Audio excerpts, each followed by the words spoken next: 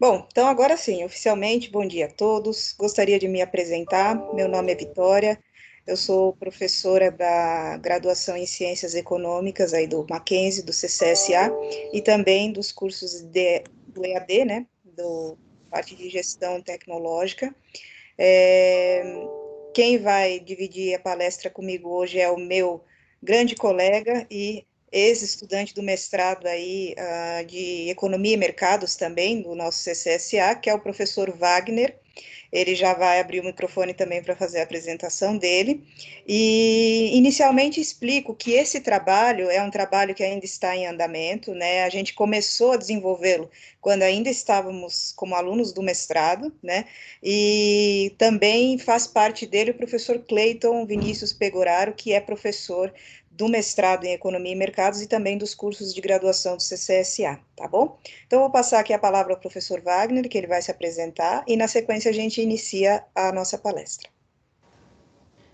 Bom, primeiramente eu gostaria de cumprimentar a todos e a todas, agradecer o convite da professora Vitória, que além de ter sido a minha colega no mestrado, é uma grande amiga que eu fiz na minha vida.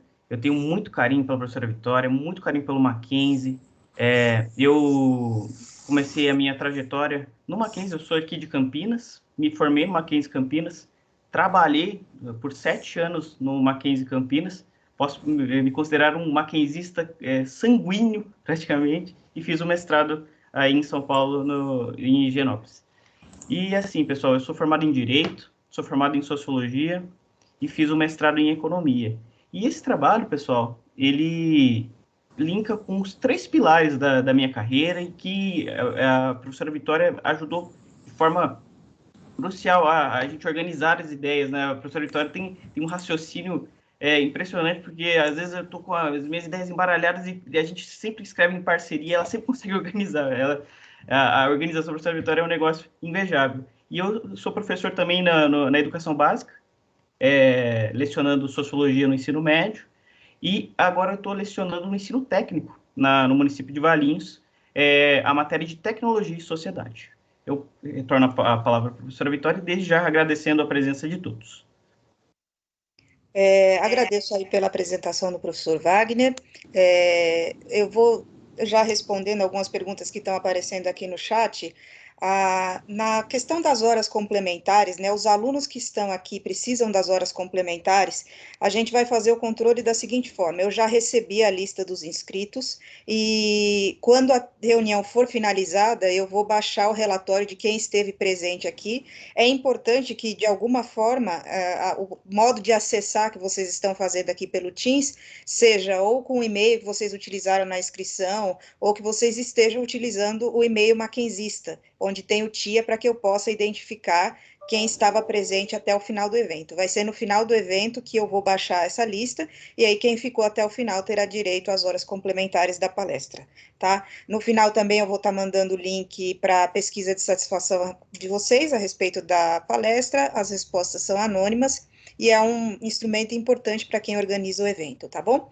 Peço por gentileza que todos deixem os microfones desligados e vamos iniciar então a partir da nossa apresentação que já está aparecendo aí para vocês, né? A pergunta, né, como eu vejo a forma que eu entrei, você entrou por um link de acesso que você recebeu, Fábio, que foi mandado pela organização do CCSA, né? Então, se você utilizou o mesmo e-mail na inscrição que você utilizou aqui para acessar, vai ficar visível para mim na hora que você sair. Se vocês utilizaram outro e-mail, assim, precisa ter algum tipo de informação. Então, escrevam no chat, deixem de alguma forma destacado, meu nome é tal, meu tia, e que eu possa verificar que você ficou até o final do evento, para que eu consiga depois identificar algum dado seu na lista de presença que me foi enviada, tá bom? Então é isso. Bom, só complementando, não tem problema entrar pelo e-mail corporativo, mas eu preciso de alguma forma identificar depois os seus dados, né, o nome e a lista lá que eu recebi, tá bom?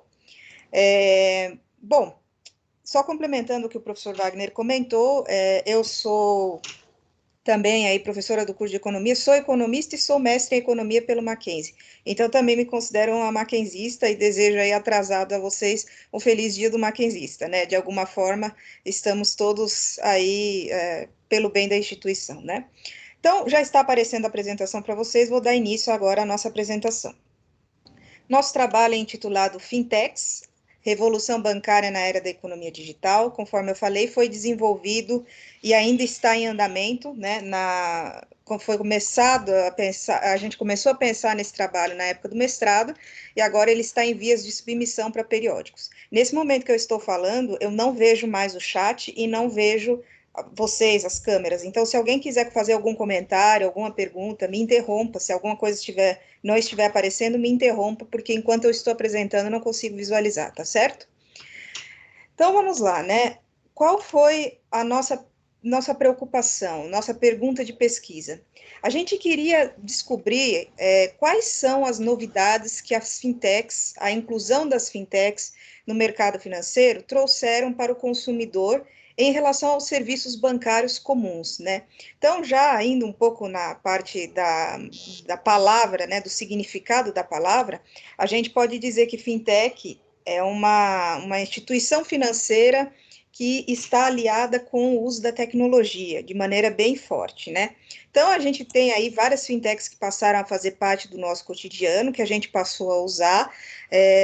Agora, com a pandemia, então, a gente viu, sem dúvida, a importância, né, que essas instituições passaram a ter e o quanto elas facilitaram, desburocratizaram alguns tipos de processo.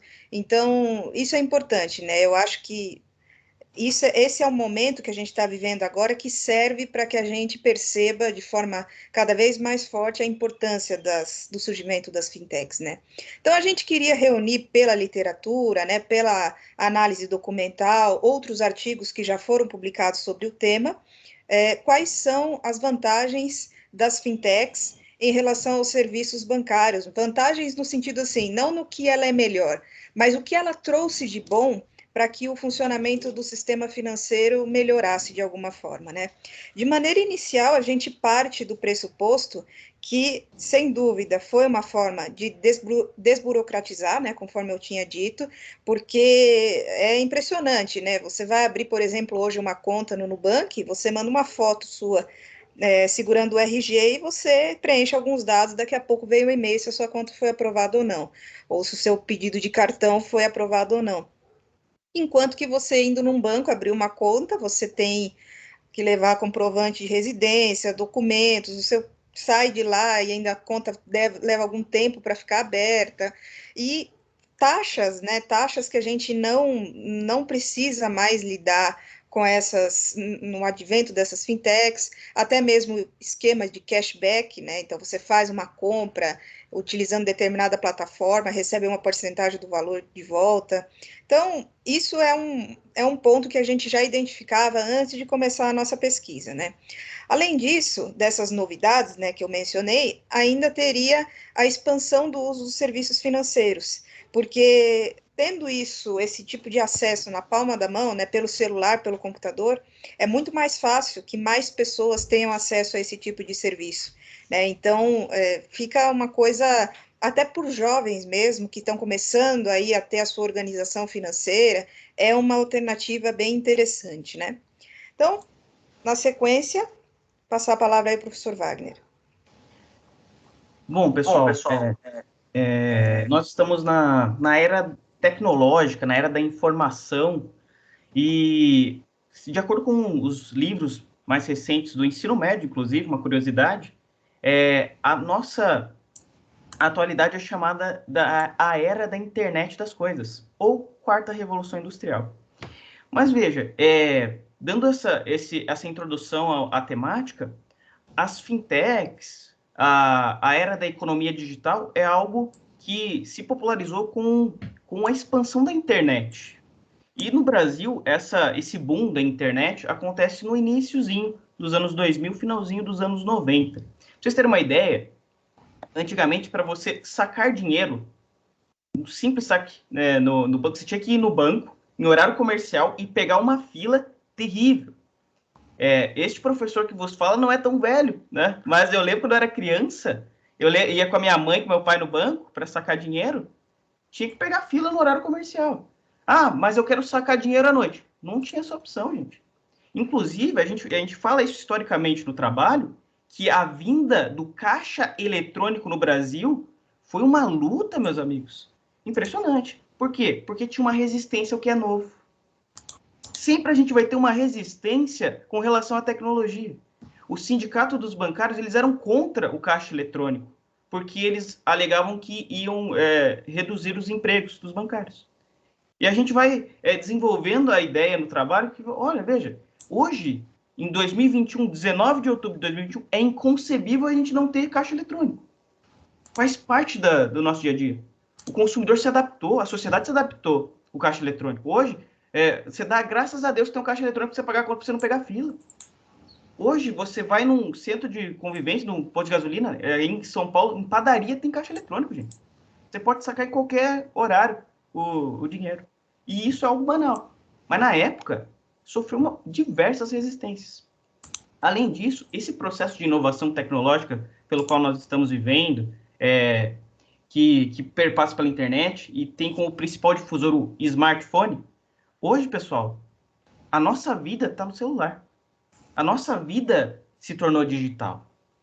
As nossas relações sociais estão cada vez mais digitais. E veja, hoje você consegue pedir comida pelo celular, você consegue se locomover pelo celular, pedindo um aplicativo de transporte, por exemplo, você consegue pagar contas e você consegue trabalhar. Há 2 semanas atrás caiu o Zap. Lembra? Caiu o Zap. Teve gente que não conseguiu trabalhar, gente. Teve trabalhador que ficou sem renda, porque depende do aplicativo para sobreviver. E a nossa vida depende da tecnologia. E veja, isso tem um lado bom, que é a praticidade, que é a simplificação da vida, mas, por um lado, e aí já a gente faz uma reflexão mais sociológica, tem as suas externalidades do economista, tem as externalidades. Veja, o aplicativo Uber, quando chegou no Brasil, será que o taxista, como um agente econômico que estava estabelecido no mercado, falou assim para o Uber, Uber, venha, tome um champanhe com a gente, o mercado é nosso, ou sofreu resistência? Poxa, o Uber sofreu muita resistência. E não só dos agentes econômicos estabelecidos no mercado. Sofreu resistência também dos agentes políticos, dos agentes reguladores. E quem é o agente regulador? É os nossos queridos legisladores. No âmbito municipal, o vereador, no âmbito estadual, o deputado estadual, e no âmbito federal, os deputados e os senadores. E a gente percebe que esses agentes econômicos e os agentes políticos, eles têm interesse na regulação. Veja, na economia você vai ter o consumidor, o agente econômico e o agente regulador. Na maioria das vezes, quando você faz uma regulação, você nunca está pensando no bem-estar do consumidor. Porque quem está criando a lei, criando a regulação, geralmente ele tem interesse no negócio. É um exemplo que a gente deu o exemplo aqui no trabalho com relação aos bancos. Os grandes bancos, quando chegou o Nubank oferecendo TED sem taxa, oferecendo simplicidade, em questões de minutos você abrir uma conta, será que os bancos, que maravilha, seja bem-vindo? Não, isso aqui não dá. Esses caras nem são bancos, são financeiros, nem pode ser chamado de banco. Já pediu proteção do Banco Central.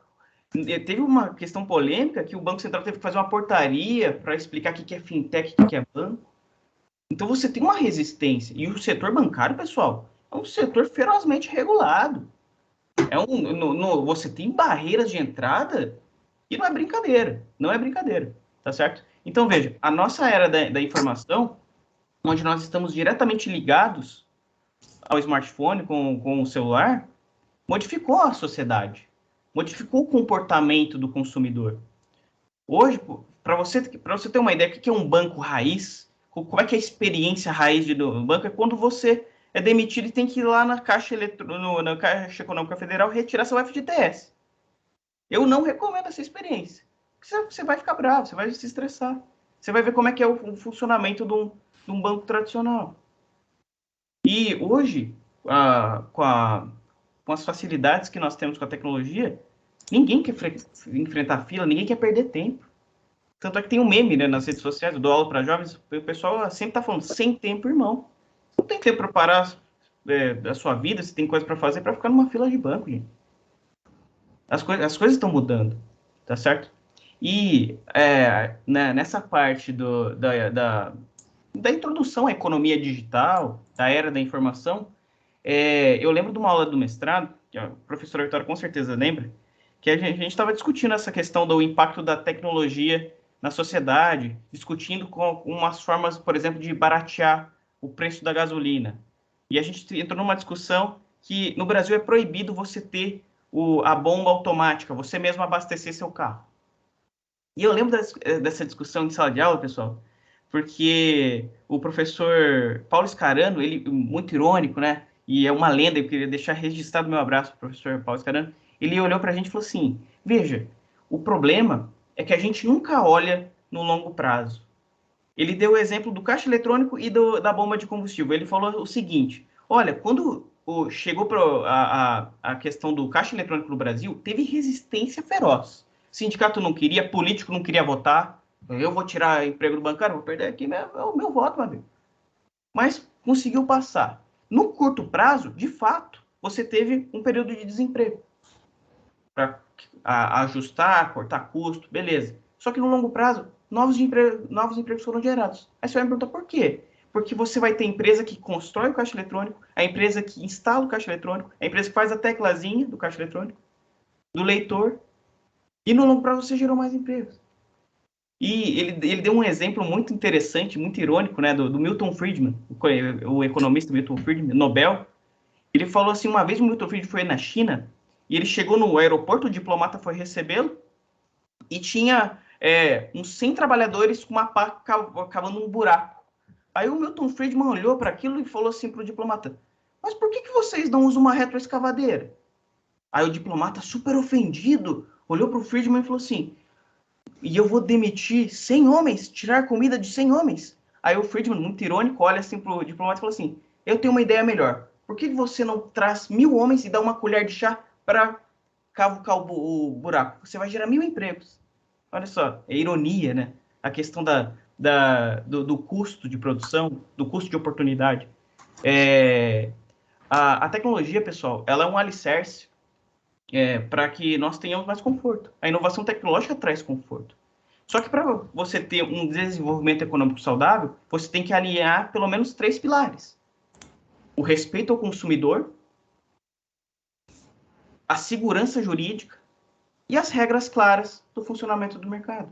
Você preservando a concorrência, os interesses do consumidor e tendo regras transparentes, você traz investimento. E se você traz investimento, você traz renda, você traz dignidade e você traz oportunidades.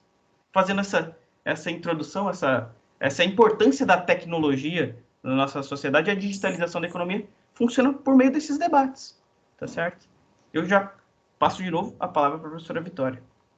Não, e só complementando esse seu exemplo a respeito do Friedman, né, tem quem está no curso de economia certamente já ouviu ou vai ouvir em alguma vez o exemplo do Keynes também, né, dois amigos aí, a gente pode dizer, né, entre aspas, o Friedman e o Keynes, no qual o problema do desemprego, o Keynes apresentava a seguinte solução: muito simples, né? Se você tem 100 pessoas desempregadas, você contrata 50 para abrirem buracos nas ruas e os outros 50 para fecharem os buracos. Você deu emprego para todo mundo, né? Então, assim, lá, isso a gente está falando da época da crise de 29, né? Mas mesmo assim, você vê que já se tinha essa ideia de que muitos empregos, eles existem porque o pessoal está acostumado, né? É o famoso cobrador da passagem de ônibus ali, que muita gente não quer mais, que não vê mais a necessidade depois da criação do bilhete único. Agora, nas estações de metrô, estão querendo tirar, né, algumas cabines, né, que vendem as passagens. Enfim, isso tudo está ligado à questão central da incorporação da tecnologia nos processos produtivos, né? E, aliado a isso, na sequência, eu gostaria de falar um pouquinho de como essas fintechs elas se encaixam nesse contexto, né? Porque eu acho que nada mais, nada menos do que o que a gente está falando aqui é um pouco do que a gente já viu com a questão da indústria 4.0, né? Que muito se fala na indústria 4.0 ou na chamada quarta revolução industrial, mas pouco a gente aborda as consequências dela, por exemplo, para o setor do mercado de trabalho, né? E as fintechs, elas foram ganhando espaço nesse contexto. Então, quando a gente teve aí, conforme o professor comentou, a popularização da internet, né, o aumento da digitalização dos processos, da automatização dos processos, a gente teve aí o surgimento do termo indústria 4.0 lá na Alemanha, que foi se popularizando. E o que é essa indústria 4.0? A gente fala, a indústria 4.0 é a internet das coisas, é computação em nuvem, etc. Mas a indústria 4.0 nada mais é do que incorporar cada vez mais tecnologia aos processos, sejam eles processos bancários ou não, né? De vários, que a gente está dando aqui vários exemplos de como isso foi entrando na nossa economia, na nossa sociedade. Muitas pessoas ainda comentam, no Brasil não existe indústria 4.0 de verdade. É uma discussão, né? Muita gente vai dizer que a gente ainda está muito no início da caminhada e o nosso desempenho é incipiente, mas eu acho que vale a pena analisar o que a gente já evoluiu também, né? E nesse contexto da indústria 4.0, as relações de trabalho, elas ficam muito, vamos dizer assim, elas são afetadas, né, de vários pontos de vista diferentes. Eu sempre gosto de citar um artigo da professora Anita Kohn, no qual ela aborda justamente como é que as relações de trabalho mudam com a indústria 4.0, porque aparece uma série de fatores conforme esses que foram citados, né? O trabalhador, ele sabe que o emprego dele amanhã pode não ser mais essencial, que pode ter algum tipo de máquina que o realize.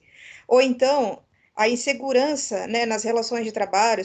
Recentemente a gente teve aí a reforma trabalhista com uma série de medidas com o fim da contribuição sindical, etc., etc., e muitos argumentaram que algumas das medidas da reforma trabalhista, elas deixavam o trabalhador com um poder de barganha que já era pouco, menor ainda, porque ele ficava ali totalmente na mão do seu patrão, né? E no caso da indústria 4.0, algumas dessas relações elas são afetadas, porque você sabendo que você pode ser substituído por um determinado processo digitalizado que não vai cobrar salário, que não vai cobrar, não vai ficar doente, né? Você vai ficar, de certa forma, um pouco mais refém daquele trabalho que você tem, porque você sabe que você pode perdê-lo. Então, essa insegurança é uma consequência ruim, principalmente num país como o Brasil, no qual os investimentos em educação são muito aquém daquilo que deveria ser, e os trabalhadores não chegam no mercado de trabalho com aquele domínio da tecnologia que deveriam. Então, muitos deles acabam aceitando os empregos por salários menores do que a média, né, vamos dizer, para aquela função, e ainda assim eles não têm essa segurança, né? Então, isso tudo são consequências que a gente vai pensando e existe muita discussão, muita literatura a respeito disso, né? Então, onde entra as fintechs? As fintechs, elas devem ser vistas como rivais ou como complementares aos serviços que os bancos tradicionais prestam, né? Se a gente parar para pensar em bancos aqui no Brasil, a gente vai ter, que vem na nossa cabeça, assim, 4, 5 grandes bancos. E há outros bancos que são mais de uma classe mais, assim, específica. Mas os bancos populares são esses grandes bancos que vêm na nossa cabeça. E aí a gente coloca, né? Será que as fintechs, por trazerem essas novidades, por trazerem esses avanços do ponto de vista tecnológico, elas são consideradas rivais dos bancos? Ou elas fornecem algumas características que complementam aquilo que o banco já oferecia? Porque, veja, com a gente citando aí várias fintechs, né, que serão abordadas na sequência, a gente tem maior liberdade de escolhas. O número de serviços disponível aumenta, né? E já dizia um dos princípios mais básicos aí da microeconomia, né? Que quanto maior concorrência, maior o benefício do consumidor. né? Então, se você tem mais opções para escolher em relação àquilo que você quer, você vai ser, você vai ter um excedente do consumidor, né? Que a gente fala, você vai ter um bem-estar maior, tá certo? Justamente pelo aumento da concorrência.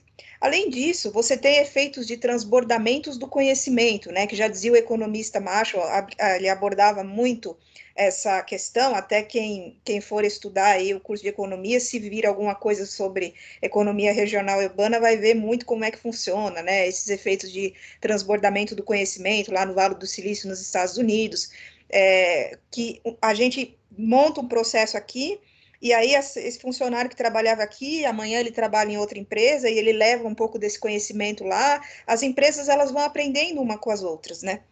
E isso é muito importante, é vantajoso para as fintechs, porque elas vão pegando essas experiências prévias dos bancos, mas é vantajoso para os bancos também, que vão aprendendo como é que eles podem incorporar cada vez mais tecnologia nos processos, tá certo?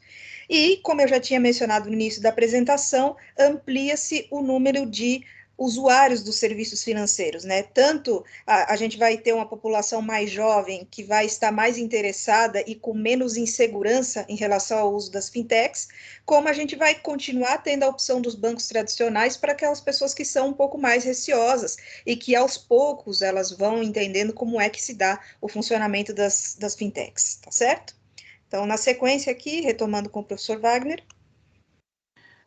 Bom, pessoal, alguns exemplos que nós temos de fintech, e certamente o mais popular, o mais famoso é o Nubank, que atualmente, né, pelos dados mais recentes, possui mais de 40 milhões de usuários e tá para abrir o IPO, né, para você comercializar as ações e tal, na Bolsa de Valores. E já os economistas já estão fazendo uma estimativa que o Nubank vai ser maior que o Itaú e que o Bradesco, pra vocês terem uma ideia. Ou seja, nós estamos falando aqui de um serviço relativamente novo que vai ser maior que o Itaú, gente. Então, veja, o poder econômico que a gente está discutindo aqui é gigantesco, tá certo? Você tem também um outro exemplo, que é o PicPay, e o PicPay, ele tem essa característica de ser uma plataforma de pagamento, você parcelar no boleto, e você fazer também a transferência sem qualquer taxa. Hoje, se você deixar dinheiro lá, fica rendendo. São serviços que, se você pensasse há 10 anos, não vou nem apelar para 20, 10 anos, você deixar dinheiro lá na sua conta e ficar rendendo. Isso, se você falasse isso há 10 anos atrás, a pessoa, isso é impossível, isso não tem como. E a gente está vendo que a tecnologia, que o serviço financeiro está mudando. A questão do cashback, a professora Vitória comentou aqui, você fazer uma compra e você ganhar o dinheiro de volta. É um negócio que vai mudando a experiência do consumidor. E falando nisso, a professora estava falando sobre a questão do consumidor, sobre o enfoque no consumidor. Uma das características das fintechs, pessoal, principalmente do Nubank, do PicPay, das outras plataformas, seja de streaming, o Netflix, por exemplo, Netflix, é a relação pessoal com o consumidor, com o cliente, tá certo? Então, veja, se você reparar, e se você precisar utilizar, por exemplo, o chat do Nubank, a conversa é totalmente informal. Ele não vai estar igual o atendente não vai igual um telemarketing padrão. Eu vou estar verificando para o senhor. Não é assim. O tratamento é mais informal. Ou seja, a plataforma se aproxima do consumidor. Essa relação personalizada é uma grande característica da digitalização da economia. Vira meme quando o Netflix interage com seus consumidores das redes sociais, por exemplo. Essa questão da personalização do atendimento dessas novas tecnologias é uma característica sociológica interessante. Inclusive, o Anthony Giddens, que é um sociólogo que estuda o impacto da tecnologia na sociedade, ele fala o seguinte, que é errado você dizer que as fintechs, que a economia compartilhada, o Uber, a Netflix, é apenas um novo modelo de negócio. Não é um novo modelo de negócio, é um movimento social. Porque você não tem consumidores, você tem comunidade de usuários. Muda até a nomenclatura. Então, assim, é interessante você observar isso. E eu não estou falando que é negativo. Eu acredito, principalmente por estudar a sociedade, por ser consumidor também, que é interessante você ter um tratamento diferenciado. Além disso, juridicamente falando, a defesa do consumidor está na Constituição. É princípio da Constituição brasileira a defesa da concorrência, a defesa da propriedade privada e a defesa do consumidor. E quando você estuda a defesa do consumidor, você sabe que a defesa do consumidor, no curso de Direito a gente aprende isso, é a liberdade de escolha do consumidor, que é um dos enfoques do nosso trabalho. Já passando de novo para a professora Vitória.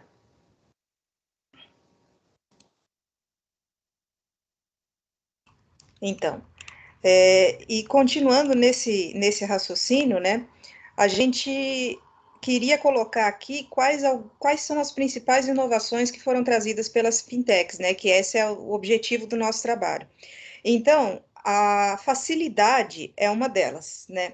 A facilidade de você, a rapidez de você conseguir fazer uma compra, de você conseguir fazer um processo financeiro, uma transferência. Hoje você faz uma transferência e você não se preocupa mais com aquele comprovante. Você sabe que em algum momento os comprovantes eles vão ficar armazenados lá por bastante tempo e você vai poder acessá-los. Então, se vocês pararem para analisar, os próprios bancos eles foram já incorporando algumas características das fintechs, né? E é muito importante saber que isso é uma relação de troca, né? A gente acompanhou aí recentemente, nem tão recentemente, mas a compra de parte da XP pelo Banco Itaú, né? E a gente vai dizer que isso é somente uma tentativa de tentar blindar a concorrência que a fintech representava para o banco tradicional? Não, é uma relação de troca, é um ganho para ambas as partes, né?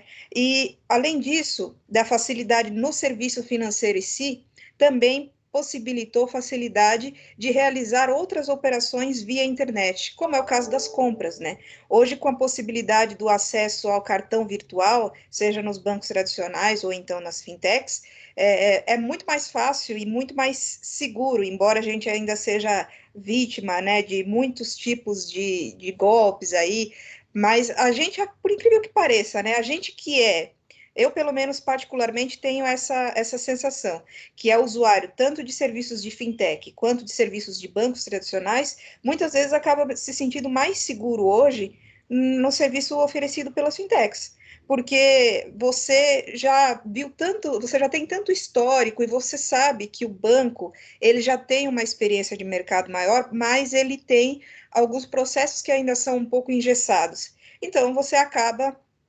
confiando em alguns aspectos mais nas fintechs. Lógico, isso vai variar de público para público, mas quando você tem um público mais reticente, um público, de repente, com uma idade que não passou pela incorporação da tecnologia naquele momento, vai preferir o serviço do banco comum. Mas mesmo esse grupo já está se abrindo, né, e já está aceitando que isso facilita, né? Isso faz você ganhar tempo, né? E ocorre essa desburocratização que eu tinha mencionado no início da apresentação, e ela é muito mais do ponto de vista do cliente do que da organização, da instituição. Porque, veja bem, conforme eu mencionei, para vocês fazerem uma transação em minutos, em segundos, por um desses aplicativos, como é o caso do PayPal, como é o caso do PicPay, do próprio Nubank. Para vocês fazerem uma transação, para a gente é fácil. Só que por trás, a empresa ela vai precisar empenhar muito mais esforço para poder verificar se aquilo que você está dizendo que é uma informação sua, de fato é verdade, né? Enquanto no banco tradicional, você era o agente responsável por fornecer todas essas informações para o banco, e aí o banco ia checar, aqui esse processo é mais automatizado, só que a fintech ela precisa se resguardar também, porque senão isso é um risco para ela, né? Então, de maneira geral, a gente pode dizer que as fintechs têm sim um papel muito importante para o desenvolvimento do sistema financeiro de maneira geral e também trazem inovação, ou seja, trazem a possibilidade de incorporar tecnologia, de facilitar processos e de tornar o consumidor mais próximo do serviço que está sendo prestado, né? Então, para as nossas considerações finais, vou devolver a palavra ao professor Wagner. Bom, gente, já partindo aqui para o nosso final, você teve algumas novidades, principalmente nesse ano, né,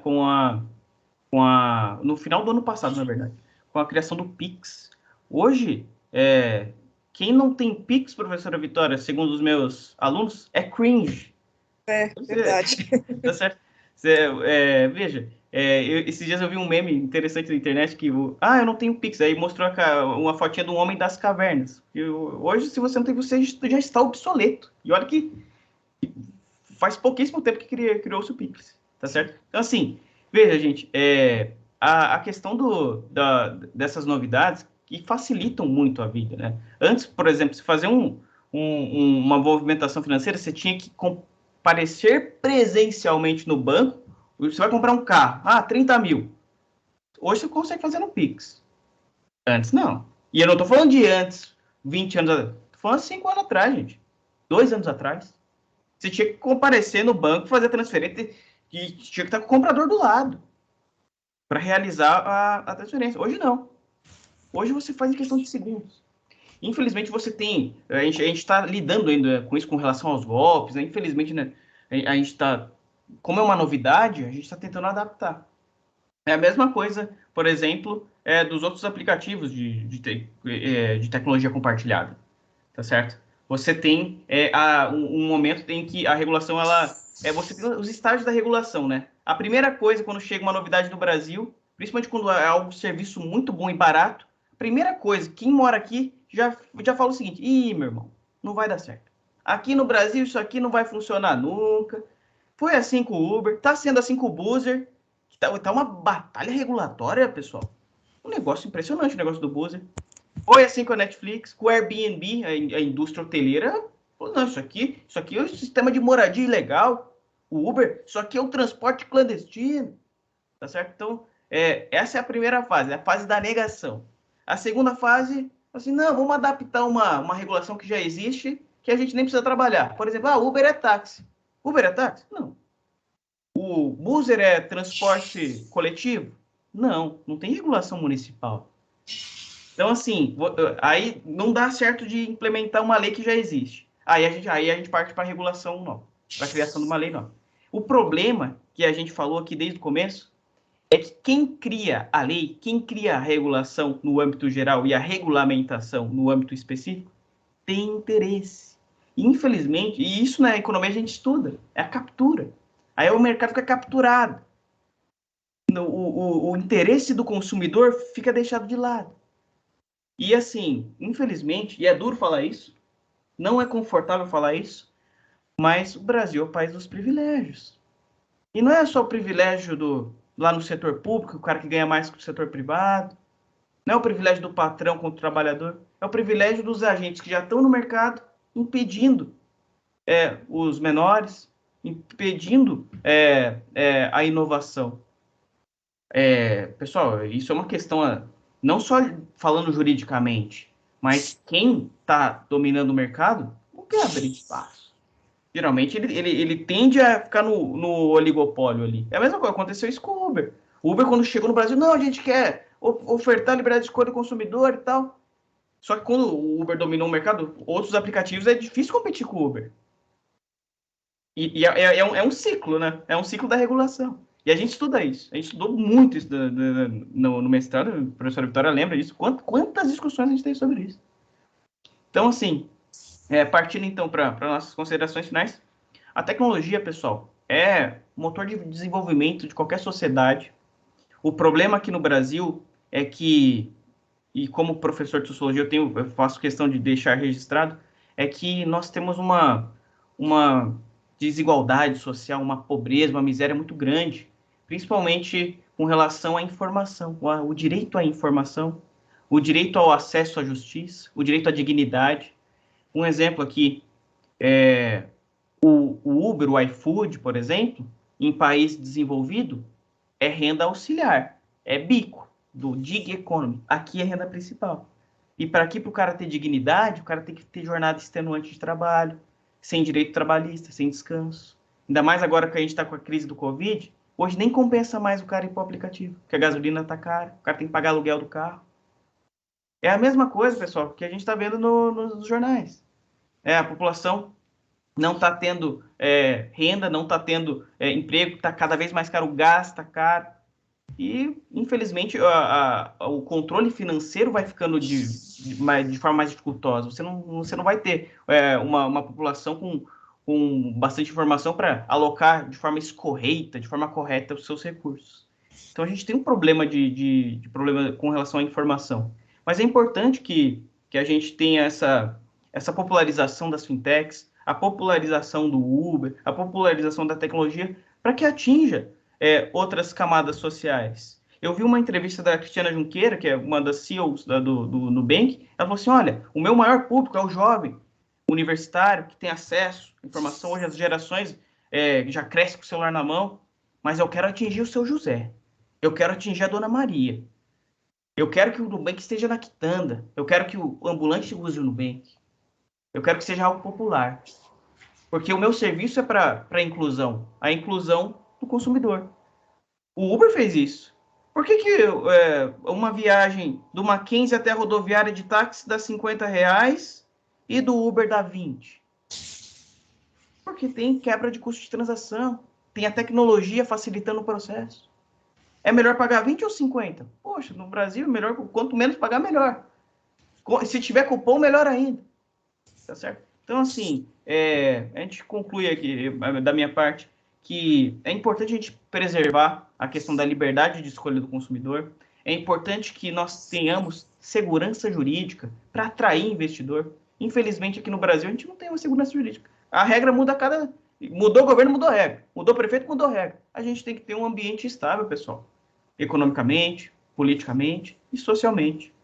E, por fim, essa questão da inclusão social certamente uma viga mestra da nossa apresentação, porque isso a gente sempre conversa até em off com a professora Vitória, que todos os nossos trabalhos, e olha que eu tenho o privilégio de falar aqui, que eu e a professora Vitória, nós publicamos bastante, a gente é parceiro de publicação, todos os nossos trabalhos versou sobre importância social, sobre inclusão social, sobre dignidade das pessoas, e a academia serve para isso, pessoal. O Mackenzie incentiva esse tipo de pesquisa, para que mude a vida do cidadão, não só que a gente fique discutindo teses que vão do nada ao lugar nenhum, que a gente está falando da vida das pessoas. Eu tenho certeza que aqui nós temos 153 pessoas, mais de 120 tem sei lá, o Nubank, por exemplo, eu tenho certeza.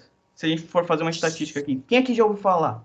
Quem aqui tem um smartphone? Então, com certeza todo mundo tem. Então, o que a gente discutiu aqui hoje impacta na minha vida, na sua, na vida da sociedade em geral. E eu agradeço o convite, a presença de todos, e passo para a professora Vitória, mais uma vez. Professora Vitória, estou com muita saudade de você, viu, professora? Eu vou ir para São Paulo tomar um café com você, viu? Eu vou cobrar o café. Não, então, e, gente, finalizando e reiterando o que o professor falou, eu queria deixar bem claro para quem ainda está no início do curso de economia, ou mesmo para quem está aqui, é do direito, é da administração, é de contábeis, eu acho que a gente sempre deve voltar o exercício da nossa profissão para o bem-estar da sociedade, né? Para o bem-estar social. Então, a gente não está aqui dizendo puramente as vantagens da inserção da tecnologia no processo produtivo e ao mesmo tempo querendo dizer que é só isso que não tem problema que o trabalhador tenha mais insegurança, que não tem problema, problema do trabalhador se ele não sabe utilizar a máquina, se ele não sabe utilizar. Não, pelo contrário, a gente está aqui para discutir um processo que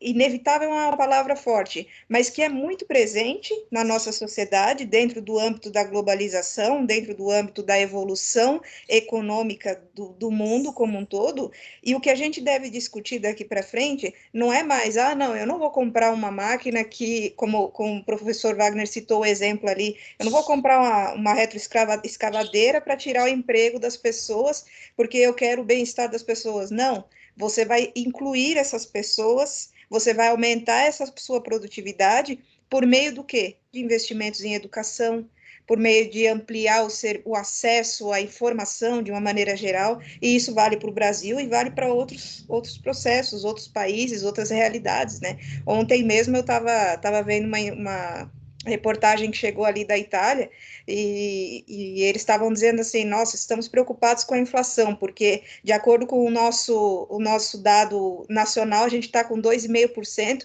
mas de acordo com o cálculo do índice alemão, a gente já está em quase 4%. Falou, nossa, e nós aqui, né? O que a gente faz com isso?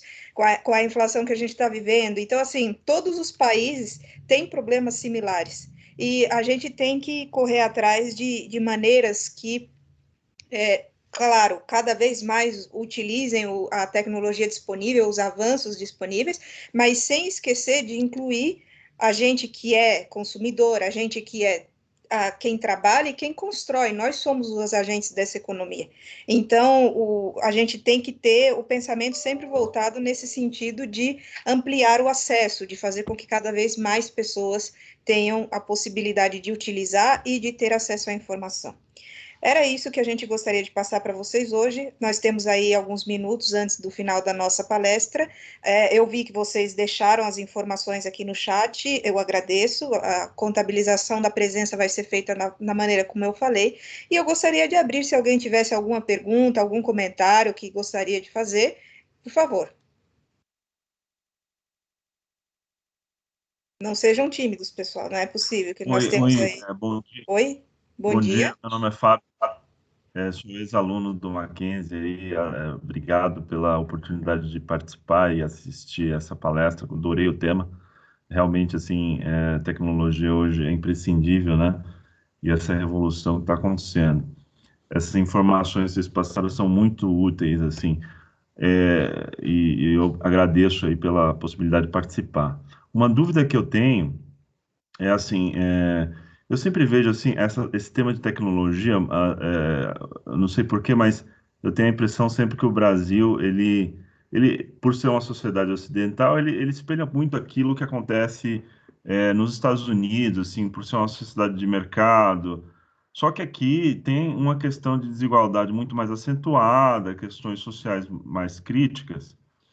E assim, eu sempre fico assim impressionado um pouco com a ilusão no Brasil de se adotar a tecnologia, mas não levar em consideração esses aspectos críticos de violência que nós temos, que muitas vezes muda essa dinâmica com a tecnologia. Por exemplo, o Uber, você está nos Estados Unidos, você pega um Uber muitas vezes, inclusive eu já estive lá. Você pega, tem Uber andando com Toyota de última linha, Camry, até carros superiores, assim, sem o menor problema.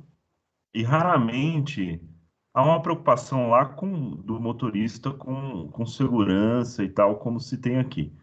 A adoção, por exemplo, do Pix aqui segue modelos de outros países, Índia, por exemplo, e essas formas de pagamentos inovadoras traz muito assim da tecnologia que é adotada nos Estados Unidos. Só que aqui sempre tem esse aspecto, puxa, mas a adoção do Pix e agora tem quadrilhas especializadas em Pix. Então você já tem que se preocupar com esse aspecto. A adoção do Uber, legal, mas agora tem até motoristas muitas vezes criando algum tipo de situação de insegurança para os próprios consumidores.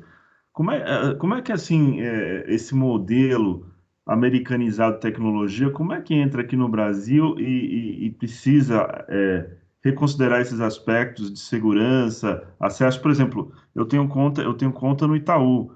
Eu adoraria ter uma conta no fintech, mas eu não vejo mecanismo que me dá segurança suficiente para adotar alguma fintech, entendeu? Então, assim, como é que vocês analisam esses aspectos, por favor? Obrigado. Bom, sobre o Uber eu não vou nem falar nada, porque a gente tem aqui um especialista sobre isso, que é o professor Wagner, que desenvolveu uma série de trabalhos a respeito do tema. Mas, Fábio, eu gostaria de colocar duas coisas sobre isso que você falou, que são questões muito importantes. Uma é um exemplo que a gente vê ali, e é um exemplo do dia a dia, quando a gente teve a oportunidade de ter, por exemplo, o Wi-Fi no ônibus, e aí a gente podia utilizar, então, não, agora você tem Wi-Fi no ônibus, você pode utilizar o seu celular. E aí você tira seu celular e é assaltado, né? Então, Essa é uma coisa que a gente tem que levar muito em conta sempre, que é a realidade do país. Aí você fala, poxa, então você é contra que tenha Wi-Fi no ônibus? Não, eu sou a favor que tenha Wi-Fi no ônibus. Só que eu sou a favor que tenha uma segurança por trás. Então, será que porque lá nos Estados Unidos tem Wi-Fi no ônibus, a gente simplesmente copiando, né? Eu acho que é isso que você estava falando, a gente seguindo modelos de países que têm a realidade tão diferentes da nossa, a gente não precisa se preocupar com mais nada. Não, a gente tem que ter uma estrutura para isso. É a inclusão, por exemplo, dos veículos elétricos aqui no Brasil. Ah, você agora vai poder ter um desconto na hora que você comprar o seu veículo elétrico. Sim, mas aqui será que você tem a infraestrutura necessária para carregar esses veículos, como você tem na Alemanha, por exemplo? Então, tem que ter todo um acompanhamento, né? E uma outra coisa que eu queria mencionar em relação a isso que você falou, eu atuo hoje como editor assistente da revista de administração Mackenzie, e recentemente foi publicado um estudo que comparava as experiências dos conselhos de administração de empresas que estão listados na Bolsa de Valores, né? E olha só que interessante, pelo aspecto da imagem, muitas empresas querem contratar esses funcionários que já tiveram experiências fora do Brasil, porque elas acreditam que isso vai enriquecer aqui a forma como funciona a empresa delas. Só que, ao mesmo tempo, se esquece de que é preciso aplicar, vamos dizer assim, essa experiência à realidade do Brasil. Então, não adianta você chegar aqui achando que aqui funciona da mesma realidade que funcionava no outro país que você estava. Então, o trabalho ele trazia dados justamente sobre isso. Ele mostrava que, ao mesmo tempo que na imagem todo mundo queria contratar esses profissionais que já vinham com experiência de fora, eles efetivamente eles não traziam ganhos para a empresa como traziam os profissionais que tinham uma experiência e um conhecimento melhor da realidade do país. Então, eu acho, esses são só apenas alguns pontos que eu queria comentar a respeito disso, né? Do quanto é importante se levar em conta o contexto, a infraestrutura e a realidade econômica do país que você está abordando, né? Para poder aplicar determinadas medidas, porque às vezes as medidas são muito boas e elas têm um objetivo excelente, mas você tem que ter uma infraestrutura para abrigá-las. Eu vou passar a palavra para o professor Wagner.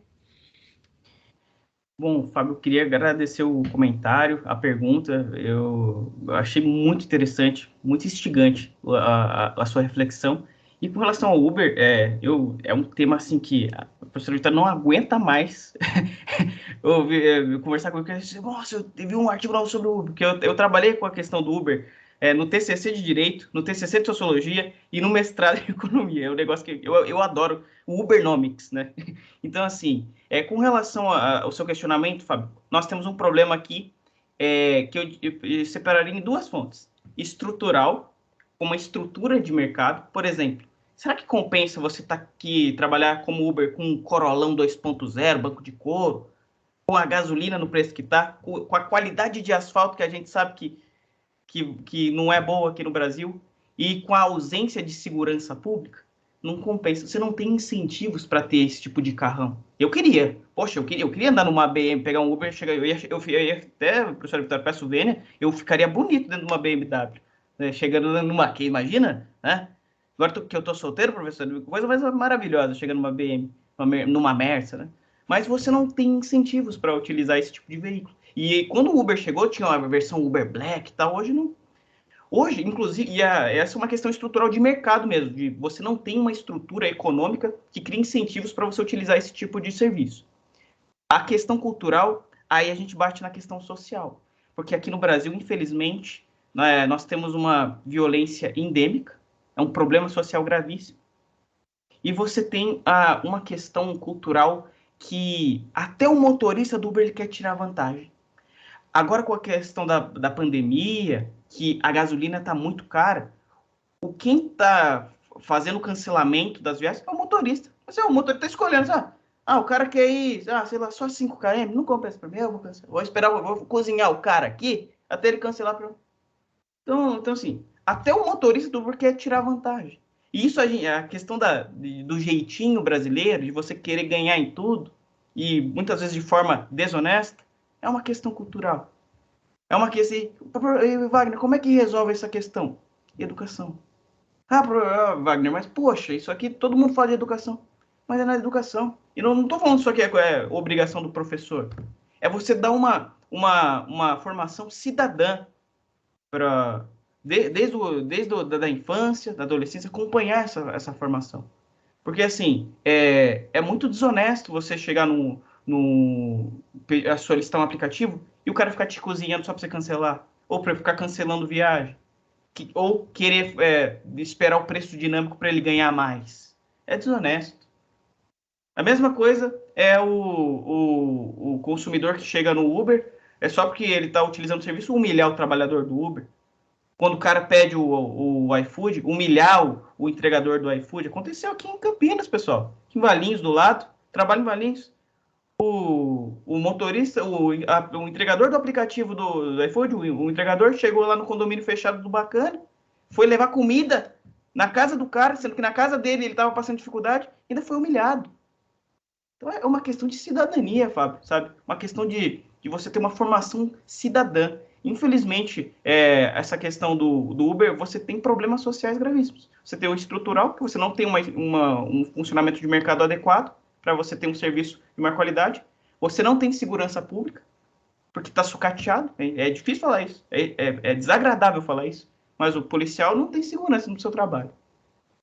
Quem é que queria ser policial no Brasil? A maioria não quer. Perigoso, tá certo? E a questão cultural, que você não tem uma formação cidadã com as pessoas, com as crianças, e você tem a cultura do jeitinho, tá certo? É isso. Complementando, né, a resposta, essa semana, não sei se alguém viu essa notícia, que uma noiva teve 20 corridas de aplicativo canceladas e ela foi dirigindo até a igreja. Então, vocês veem como é que está a nossa situação, né? Por causa exatamente desses elementos que o professor estava mencionando, né? E temos mais 2 minutinhos, pessoal. Alguém gostaria de fazer mais algum comentário, alguma pergunta? Aproveito para dizer que eu deixei o link da pesquisa de satisfação da palestra já no chat, tá? Para que vocês possam preencher, por gentileza. Alguém gostaria de dizer mais alguma coisa, fazer mais algum comentário? Desculpa, o que você disse sobre o link? Eu perdi.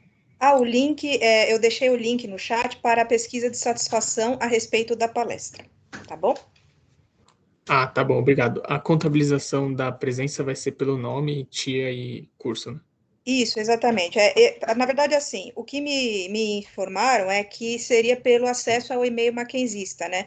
Mas como muitos de vocês podem estar acessando com e-mail corporativo ou então com outras contas, eu achei melhor deixar aqui, porque como sou eu que vou preencher depois na lista que eu receber, aí eu já vejo lá, não, essa pessoa estava, ela ficou, aí eu já marco o xizinho lá, tá bom?